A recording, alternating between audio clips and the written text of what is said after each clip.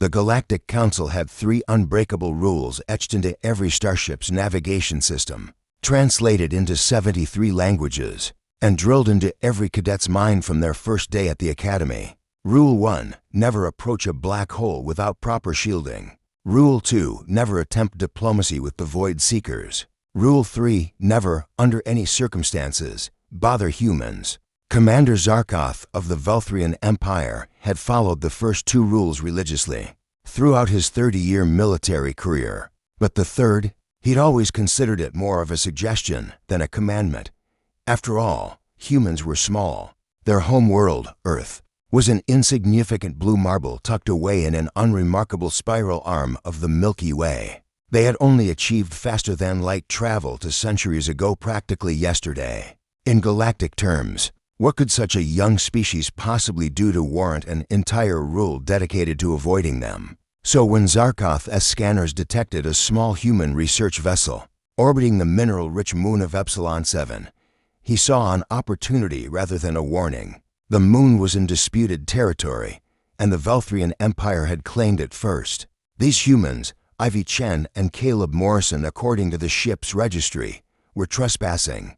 "Attention, human vessel," Zaroth transmitted, his mandibles clicking with satisfaction. "You are in violation of Velthrian territorial claims. Surrender your ship and prepare to be taken into custody inside the research vessel Persistence." Ivy looked up from her geological samples, her dark eyes narrowing at the display. The Velthrian warship was 4 times their size, bristling with weapons that could vaporize their ship in seconds. "They can't be serious," Caleb muttered, running a hand through his sandy hair. He pulled up the territorial maps on his console. "This region has been contested for 50 years. Nobody owns it." Ivy activated the calm system, her voice calm and professional. "Velthrian vessel, this is Dr. Ivy Chen of the Earth Science Coalition. We're conducting authorized research in interstellar space. We have every right to be here." Zaroth's laugh translated poorly through the calm system, coming out as a series of harsh chirps. "Your rights are irrelevant, human. You have one standard: are to comply, or we will open fire." Caleb leaned back in his chair, a dangerous smile playing at the corners of his mouth. "Ivy, remember what Professor Zhang told us before we left about the Cretaceous period extinction event?" Ivy asked, already knowing where he was going. "No, the other thing. About why the Council made that rule." Ivy's expression hardened. She opened a different comm channel, one that broadcast on all emergency frequencies across 3 sectors. "This is Dr. Ivy Chen of Earth, broadcasting a code Terran 7. A Velthrian warship has threatened to fire upon our unarmed research vessel in disputed territory. Transmitting coordinates now." Zaroth felt his blood chill. Code Terran 7. Even he knew what that meant, though he'd always assumed it was propaganda. "You're bluffing," he transmitted, though uncertainty crept into his voice. "You have 59 minutes to find out."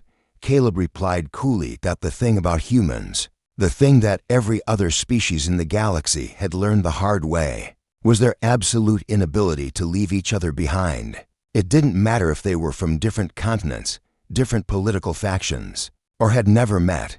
If one human called for help, others came running. More importantly, they came armed. 18 minutes later, the Persistence's sensors lit up like a festival display. 3 human military frigates dropped out of FTL space, their weapons already charging. Then 5 more. Then a dozen. Within 30 minutes, 47 human vessels had surrounded Zaroth's warship, ranging from military destroyers to armed civilian transports that had clearly been retrofitted for combat. "Velthrian Commander." A new voice crackled over the comm, hard and unmistakably military. "This is Captain Sarah Okonkwo of the UESS Indomitable. You threatened our people. Stand down immediately, or we will show you exactly why Rule 3 exists." Zaroth stared at his tactical display in disbelief. Some of these ships had traveled over 40 light-years in less than half an hour. They dropped everything: cargo runs, patrol routes, shore leave, just to answer the call. "This is insane," he whispered. "It's to researchers, too." His tactical officer, wiser than his commander, spoke quietly. "Sir, I recommend we withdraw immediately." But Zaroth's pride wouldn't allow it. We outnumber them in firepower. Our ship alone has a crew of 200, his officer interrupted. Something he'd never dared to do before. Sir, humans don't fight like us. They don't calculate acceptable losses.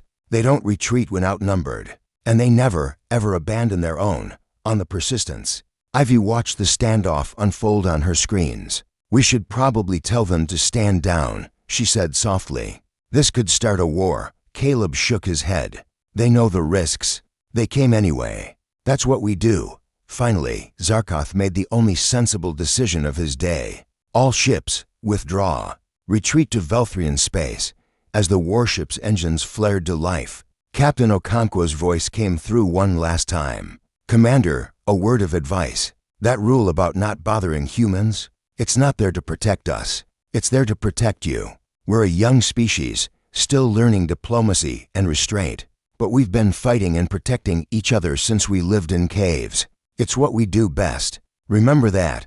The Velthrian warship jumped to FTL, leaving the human fleet and the Persistence alone in the void. Ivy let out a breath she didn't know she'd been holding. Her calm lit up with 47 different ships asking if they were okay, offering supplies, medical assistance, or just wanting to chat.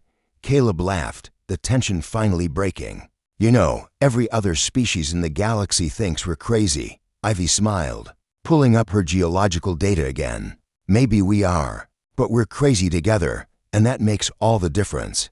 As the human fleet dispersed back to their various missions and destinations, the galaxy was reminded once again why Rule 3 existed. Not because humans were the strongest, or the smartest, or the most advanced, but because when you bothered one human, you bothered them all. And there was no force in the universe more terrifying than humanity united in protection of its own. Commander, Zaroth would make sure that lesson was taught at every Velthrian academy for generations to come.